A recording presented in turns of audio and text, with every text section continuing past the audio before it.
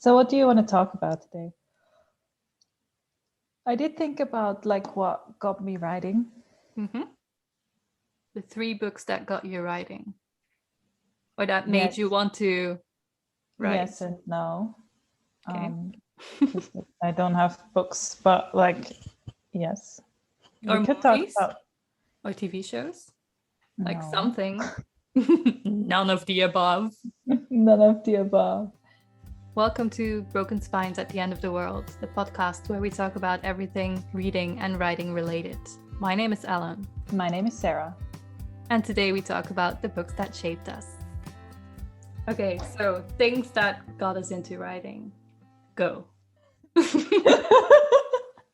Go, Sarah, go. That's the podcast, things that got us into writing. Go. So what got me into writing? I thought about it this afternoon while I was doing like brainless manual tasks at work, as you do. And I couldn't think quality thinking time. Yes. You have to do your thinking somewhere. Why not at work? So little people do, you know. What, they actually work at work? Disgusting. I don't know. So I don't actually have any books that made me write or that made me want to write. I remember I used to write stories in school for like assignments. We had to write all kinds of stories. And I always kind of liked doing that, but it never occurred to me that that's something I could do outside of school. It also never occurred to me that it's something I'm good at, because we would get like 2 lessons for writing the story, and all the kids around me would sit down and start writing or mind mapping or plotting or whatever. And I would just sit there for like a good 20 minutes or longer and just stare out the window or at other people. And then at some point a story would come to me and I would write it down, and then I would be in a real hurry because I wasted like half the time that I was given to write the story on just dreaming about stuff and then starting to work, which funny enough is still how I write this day. Yes, like I think you're great with deadlines. No, that's also just, I think about stuff first. I dream around and then at some point I go like, oh, okay, now, and then I just write it all down and then I'm sort of done. So I never figured that I'm actually good at this, because I seem to be doing it wrong, because I almost always ran out of time. We were supposed to do like copy the text again to make it look neat and correct mistakes and everything. I never had time for that because I barely managed to write the last few sentences of my story before I had to hand it in. And my teacher noticed that I would always be very late and very pressed with time. But she did always mark my stories very highly, except for all the spelling mistakes, because there were a lot of spelling mistakes. Also commas. I do not do commas. I do not know how they work. Who needs them? Right? It's what you got editing time for. And at some point, she marked one of my stories, one that I really liked. And she told me, you know, the usual, you should check your story again for mistakes. I know when you read it through again, you find all these mistakes and you will correct them. But now you hadn't had the time to do that. So next time, why don't you write a story that couldn't fill a 500-page book? Just write a short story. So you'll have time to actually read through it again and correct all the spelling mistakes. And in my head, I just heard, wait a minute, do you think this could be a 500-page book? Selective hearing, woo-hoo! Yeah, screw the mistakes. I don't care about those. You think this actually has potential to be longer than just the 5 pages I wrote during the 40 minutes it actually took me to write this? So that, I think, was the first time I've thought about writing outside of school, and just that this is actually something you could do as like a hobby or a passion, or that I could actually be possibly not bad at it. It was a very depressing story, just fun fact. Do you write any stories that aren't depressing? No. No, I don't. I didn't think actually. so. No. I hardly ever read stories that aren't depressing. I definitely don't write them. They're either evil or sad or confusing. So yeah, that one depressing story that I wrote in school, and the feedback I got from my teacher, I think, was what first sparked the idea that I could actually enjoy writing if it wasn't just given to me as a task to do. And then the first thing I ever actually wrote, or the first thing I remember writing outside of school, is technically fan fiction, although I did it wrong because there was absolutely no smut in it. It was just really wholesome. So I did that wrong, but I did it anyway. What did you write fan fiction for? Actually, Harry Potter. At this point, I think we should mention that trans lives matters and TERFs are not welcome. That was going to come up, like, because Harry Potter's on my list. So yeah, that was going to come up anyway. It was going to come up anyway. Yeah. We don't like support her. No, she who must not be named. Exactly. Is not a friend of ours. Not even a little bit. But the story has shaped me and you, I think, as well, right? Yes. Because I grew up with it. And the fan fiction that I wrote actually was for the 5th book, I think. I wrote in a chapter. Get ready, this is going to be really wholesome. Okay, I'm ready. I wrote an extra chapter between Harry and Dudley.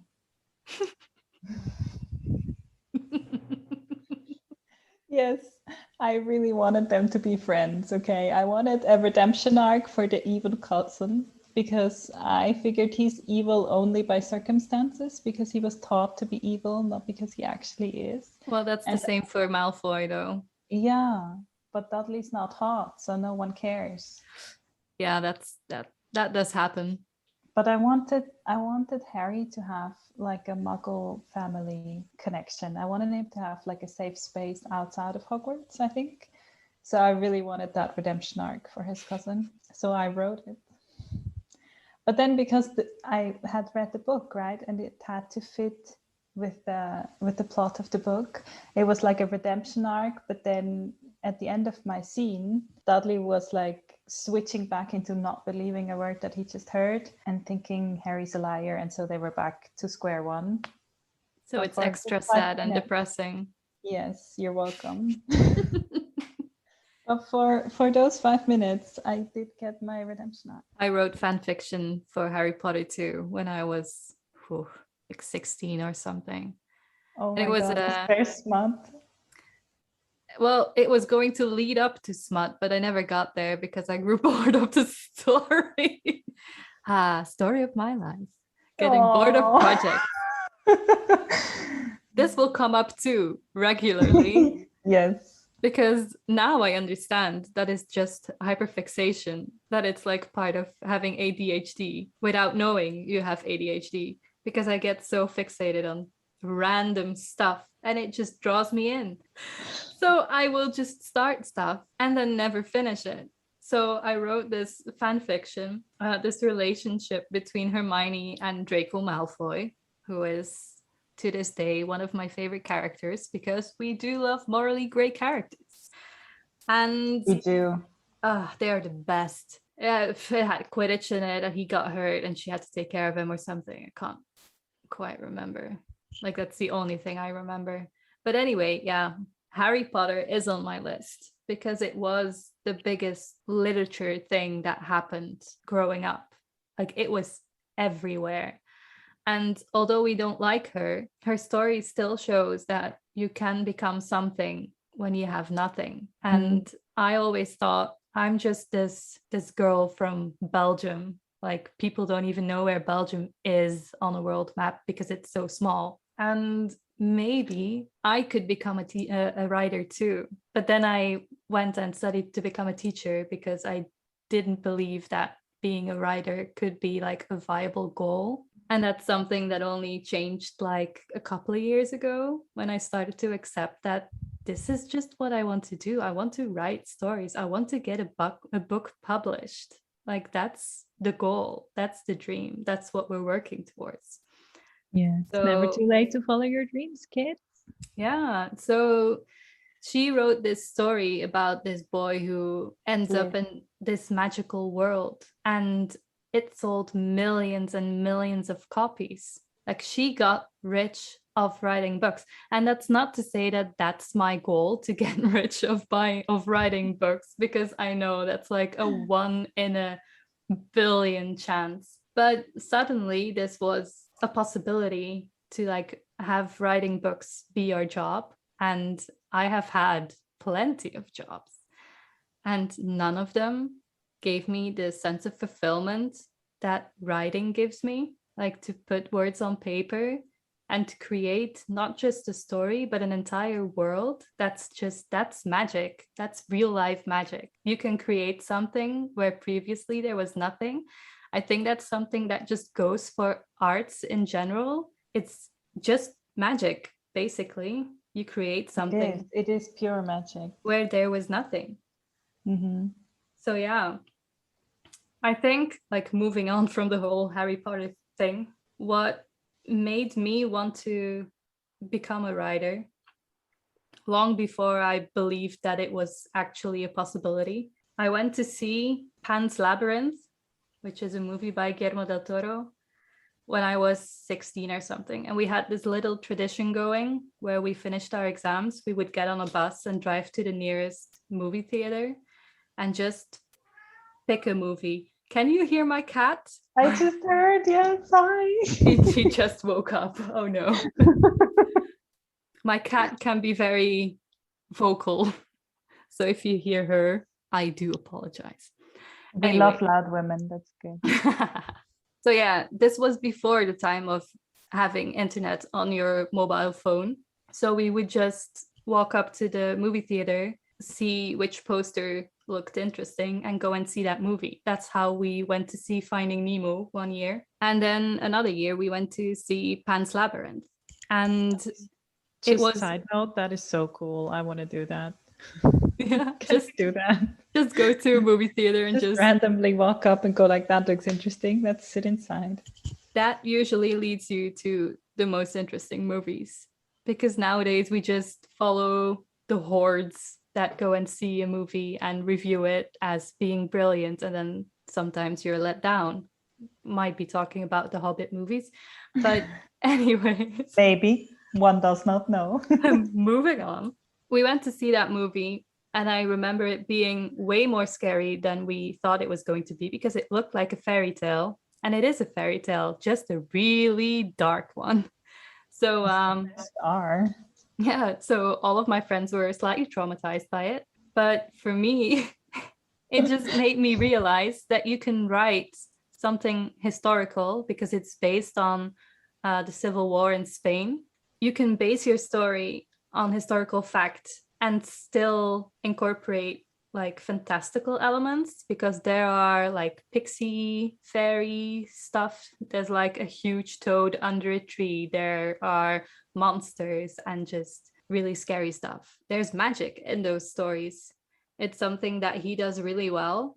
And it just, I don't know, sort of opened my eyes that that was a possibility, because I always thought that it had to be one thing or another. It was either completely made up, completely fantasy, or it was accurate. And later I read Slaughterhouse 5 by Kurt Vonnegut, which is also on my list, because it does the same thing. He talks about his experiences during World War II and the bombing of Dresden. But at the same time, there's time travel and aliens. And both of those things just made me, it was as if it gave me permission to mix fact with fiction, which is what I love to do. I love to deep dive into this historical event and then make up a story around it. I wrote a story called The Good Count in 2018. It was the first book that I wrote start to finish.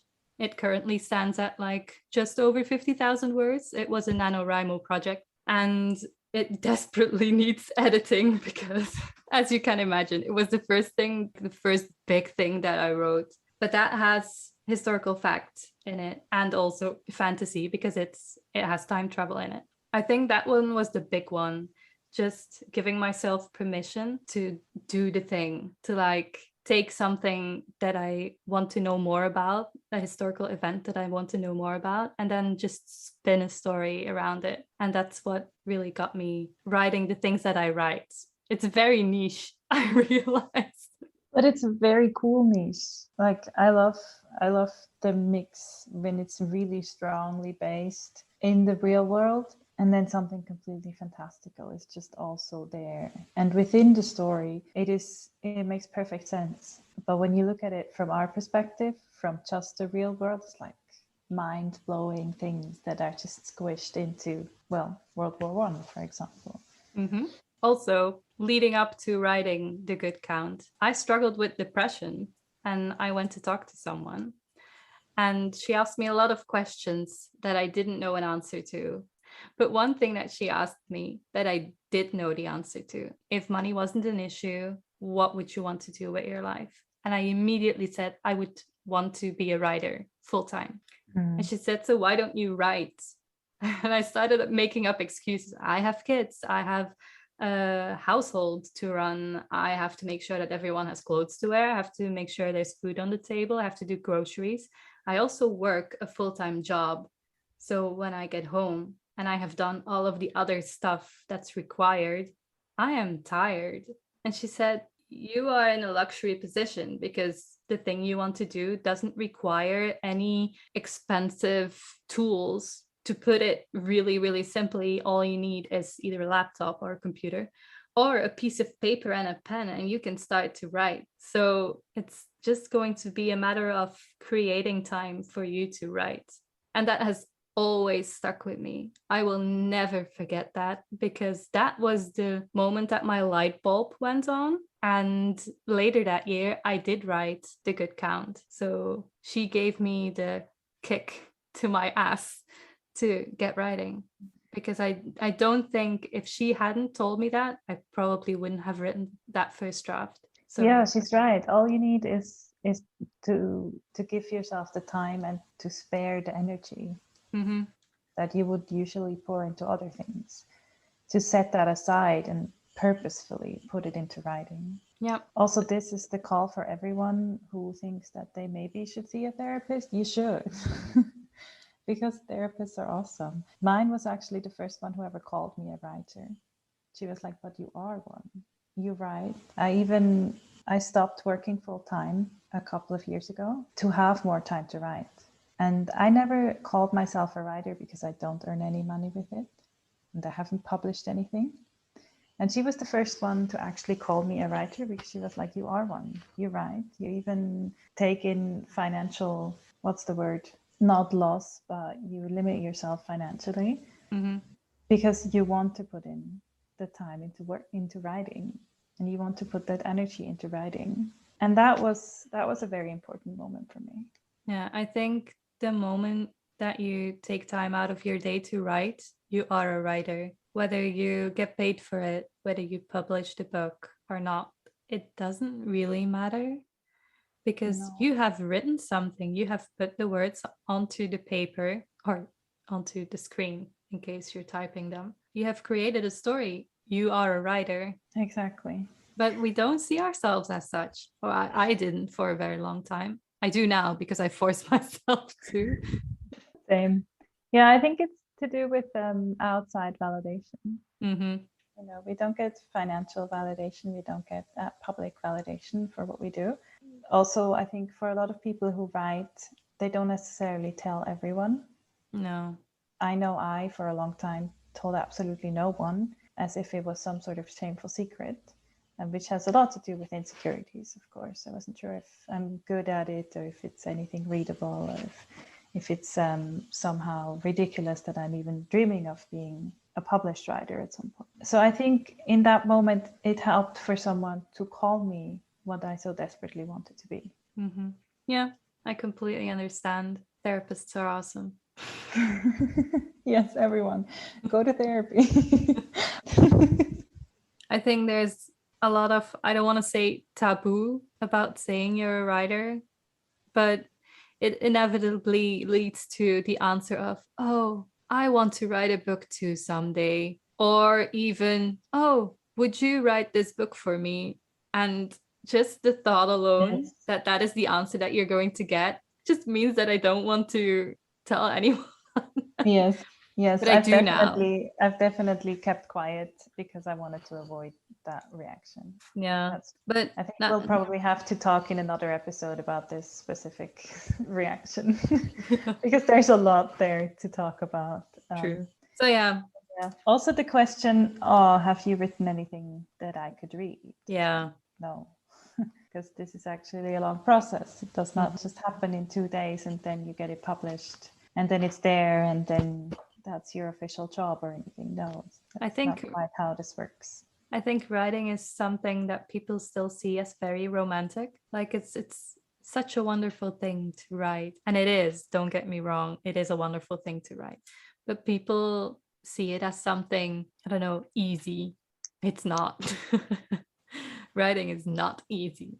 Yes. Also, I think what was the problem with us not thinking of ourselves as writers or needing like an extra kick or extra courage to call ourselves writers, the fact that we view everything in monetary terms. Mm-hmm. So if we don't earn any money with it, it's like not a real thing. It doesn't count. Yeah. Yes. I have one more. Is it Tom Hiddleston? No, it's not. Okay, shoot. Although it could be, I could definitely find a way to drag him into this.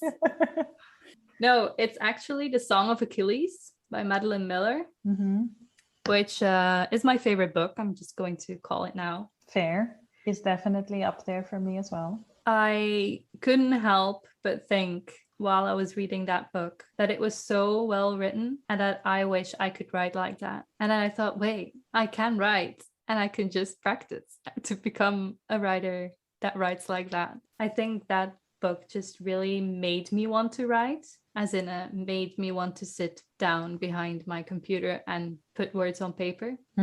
It just made me want to create a story because it's so well done. I hope that one day I will be able to think of myself as a writer who writes as beautifully as she writes.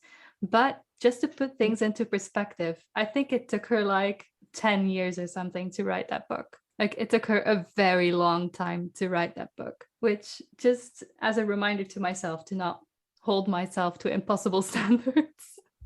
Yes. And if I want to write a masterpiece, I have to allow myself to work on it for 10 years. Yes, exactly.